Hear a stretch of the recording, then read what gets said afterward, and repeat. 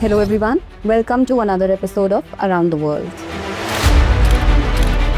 Bangladesh's politics is currently going through a period of major change. Former Prime Minister Sheikh Hasina has been sentenced to death by the International Crimes Tribunal or ICT for crime against humanity.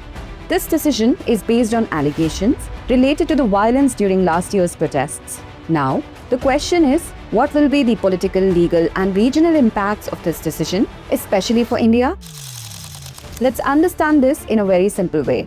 The International Crimes Tribunal, the same court that Hasina's government set up about a decade and a half ago for the 1971 war criminals, has now convicted her. But times have changed and power has shifted. Now the same court has found Hasina guilty. First, what are the allegations? Last year, massive protests erupted in Bangladesh. These protests lasted for 46 days. According to a UN report, nearly 1,400 people were killed during these days. The opposition alleged that Hasina's government used excessive force against the protesters, firing shots, bait-and charges, and even arson in several places. The court stated that these actions fall under the category of crimes against humanity. However, Hasina claims that this protest was not natural and that foreign-backed groups were involved, who made the situation violent. But the court refused to accept her arguments. Now the big question: how did the court give such a severe sentence? After 2009, the ICT in Bangladesh was given significant powers. During this time, the court was very active in handling cases of opposition leaders, and even then, questions were raised about the impartiality of the court. Institutions like Human Rights Watch pointed out procedural flaws. Now, when the power changed, the same court started an investigation against Hasina. Within just 10 days, a case was filed and hearings were completed. This swift action seemed like justice to the opposition, but for Hasina's supporters, it felt like political revenge. Now the second big question: will this have an immediate impact on Hasina? No. Hasina is currently in India.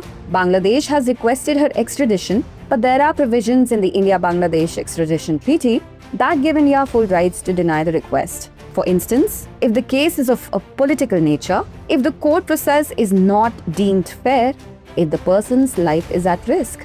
And the reality is that Hasina has been India's closest ally for the last 15 years, whether it's been security cooperation, counter-terrorism efforts, or border management. Therefore, it is almost impossible for India to extradite her, especially when questions are being raised internationally about the decision. Now the third question: will this bring stability or increase instability in Bangladesh? The political atmosphere is already very tense. The opposition is presenting this decision as their victory, while Hasina's supporters are calling it political revenge. A decision this big just before the upcoming elections could divide the country even further.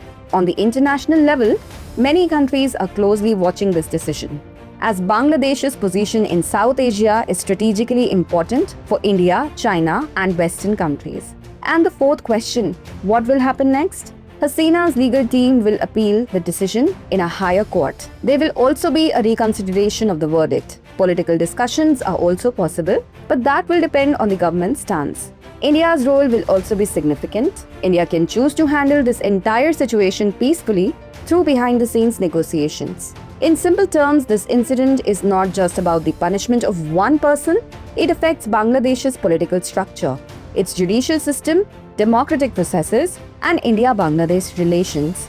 Everything. A lot is still unclear, but in the coming months, this will remain one of the most discussed political events in the region.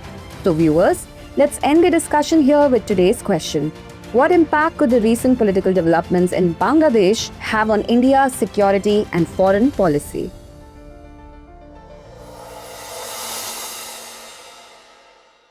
For more informative content, like, share and subscribe, and do not forget to press the bell icon to get the notifications.